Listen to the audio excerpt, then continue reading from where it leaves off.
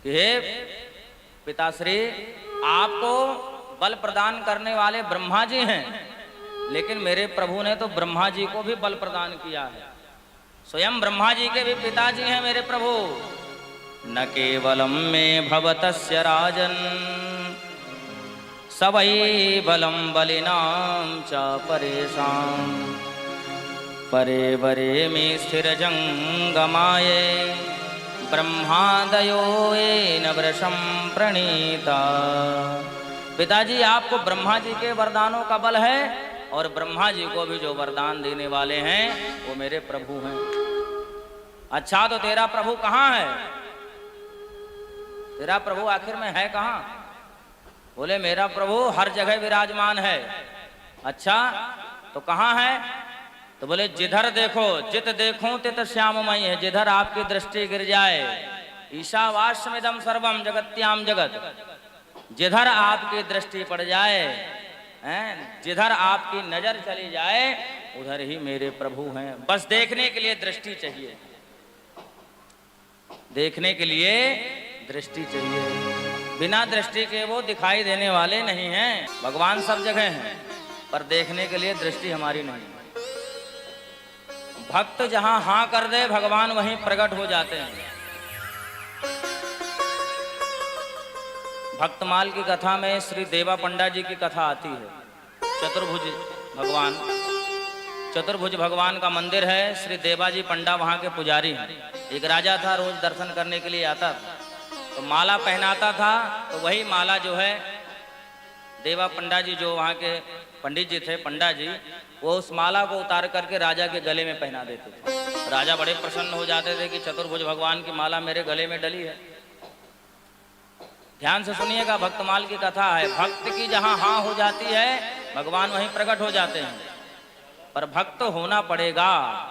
भक्त कोई ऐसे नहीं हो सकता है, भक्त होना ही पड़ेगा। तो क्या हुआ कि महाराज नित्य आते थे राजा। एक दिन राजा नहीं आ पाए, उनका आगमन नहीं हो पाया, तो माला आ गई। तो माला पंडा जी ने वैसे ही रोज जैसे पहनाते थे, वैसे ही भगवान चतुर्भुज को पहनाई, और चतुर्भुज को पहना करके वो माला अपने गले में धारण कर ली। तो देवा पंडा जी के महाराज बड़ी बड़ी दाढ़ी हैं, और दाढ़ी है तो उस माला में भी दाढ़ी लग गई, 2-4 माला में भी 2-4 दाढ़ी लग गई, बाल लग गए उसमें।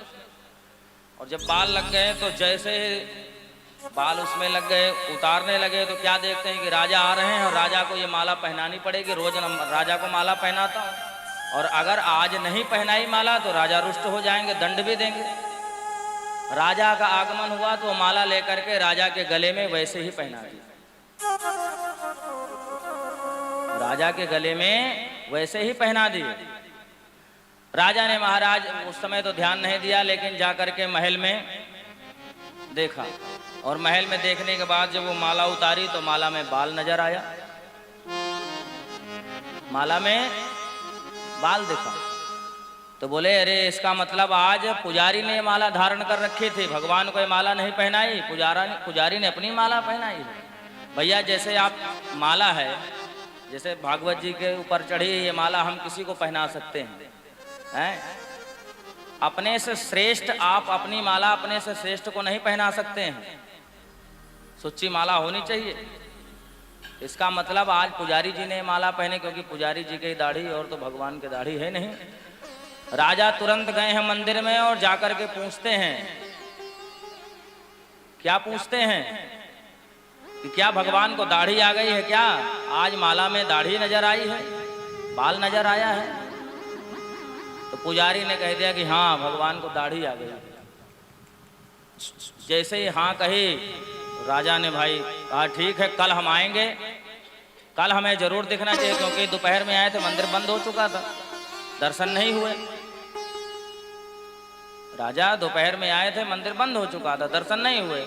पुजारी जी से पूछा कि क्या भगवान के बाल दाढ़ी आ गए हैं क्या? बोले हाँ। अब इधर महाराज पुजारी जी घबरा गए, कल राजा आएंगे प्रातः काल, और भगवान मैंने कह दिया है, हे चतुर्भुज भगवान आप ही मेरी रक्षा करो, मैंने तो राजा से कह दिया है कि आपको दाढ़ी बाल आ गए हैं, माला में बाल निकला है। अगर मेरी बात झूठी हुई तो भगवान आपकी कृपा विमुख ना हो जाऊं, आपकी कृपा से कहीं राजा मुझे दंड ना दे। अरे मैं आपका पुजारी हूं, कम से कम इतनी लाज तो रखो मेरी। भक्त की लाज रखने के लिए प्रातः काल जैसे ही राजा मंदिर में प्रवेश हुए माला लेकर के, माला पहनाने के लिए आए, जैसे ही पुजारी जी ने पर्दा खोला तो चतुर्भुज जी के महाराज सारे दाढ़ी बाल वैसे नजर आए। तो माला पहनाई राजा ने कहा कि शायद लोकल बाल डुप्लीकेट लगा दिए हो दाढ़ी। तो राजा ने उसमें से 2-4 बाल पकड़ के खींच लिया। जैसे ही खींचा महाराज, रक्त की धारा प्रवाह होने लगी। बोलो भक्त वत्सल भगवान की। तो भक्त की जहां हाँ हो जाती है, भगवान वहां प्रकट हो जाते हैं। भक्त की हाँ वहां होनी चाहिए, सच्ची भक्ति होनी चाहिए महाराज। बसी कुर्वन्ति माम भक्त्या। भक्त तो भगवान को अपने बसीभूत करके रख लेता है, जैसा कहता है वैसा ही होता है। भक्तमाल में एक कथा और है श्री भुवन सिंह जी की। भुवन सिंह जी एक सेनापति थे, राणा के राजा थे, उस राजा के सेनापति थे। महाराज चमचमाती हुई तलवार रखते थे। एक दिन शिकार खेल रहे थे और शिकार खेलते खेलते उन्होंने एक मृगी को मार दिया। और जैसे ही मृगी को मारा, तो मृगी महाराज गर्भवती थी। देख करके दया आ गई, क्योंकि भुवन सिंह जी परम भक्त थे भगवान के, नित्य संतों के भंडारे करते थे, भगवान की सेवा करते थे, नित्य भगवान की सेवा करते थे। दया आ गई कि मैंने आज क्या अपराध कर दिया है, मैं महाराज का सेनापति हूं और सेनापति से ऐसी गलती हो गई। आज के बाद से मैं तलवार ही नहीं रखूंगा तो सिर्फ लकड़ी की तलवार रखूंगा। किसी को मारूं भी तो उसकी हत्या ना हो। उसी दिन से महाराज अपनी म्यान में लकड़ी की तलवार रख ली। ये दृश्य उसके भाई ने देख लिया। उसके भाई ने जाकर के राजा से कहा कि अगर तुम्हारे राज्य में कोई हमला करे तो तुम्हारा सेनापति तो लकड़ी की तलवार रखता है, कैसे रक्षा करेगा तुम्हारी? बोले सही बताओ। बोले हाँ।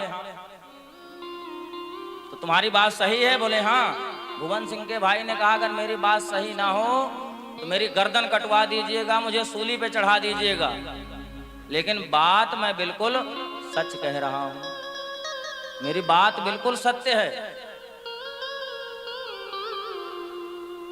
महाराज सभा हुई, सभा में भुवन सिंह भी आए हैं, सारे सेनापति आए हैं। सबसे पूछा कि भाई मेरे राज्य का तुम लोग निरीक्षण अच्छी तरह से निरीक्षण करते हो, रक्षक हो मेरे राज्य के, अपनी अपनी तलवार दिखाओ, किसकी तलवार सबसे ज्यादा चमचमा रही है। सबने महाराज अपनी अपनी तलवार दिखाई, जितने सेनापति थे। जब भुवन सिंह का नंबर आया तो भुवन सिंह आप भी अपनी तलवार जरा दिखाएं, देखो कितनी चमचमा रही है। अब भुवन सिंह तो महाराज लक्कड़ की तलवार है, कैसे निकाले, लेकिन जैसे ही महाराज निकाले कि भाई मेरी तो तलवार जो है दारुमयी तलवार सारमय रची भुवन की। भक्तमाल में भुवन सिंह ने जैसे ही महाराज निकाला तो दारुमयी तलवार, सत्य कहा उन्होंने, राजा से झूठ नहीं बोला। उन्होंने कहा मेरी तो दारुमयी तलवार, दारुमयी मतलब होता है लकड़ी, लेकिन जब निकली तो सारमय रची भुवन की, वो महाराज लोहे की बिल्कुल चमचमाती हुई। तो भगवान भक्त की रक्षा करने के लिए, उसकी वाणी की रक्षा करने के लिए कहना चाहते थे दारुमयी, लेकिन महाराज सारमयी रची भुवन की, वो तलवार लकड़ी की लोहे में परिवर्तित हो गई। तब महाराज जाकर के भुवन सिंह के भाई को दंड दिया है राजा ने। बहुत भक्तमाल की ऐसी कथाएं हैं। भक्त की जहां हाँ भगवान वहां विराजमान हैं।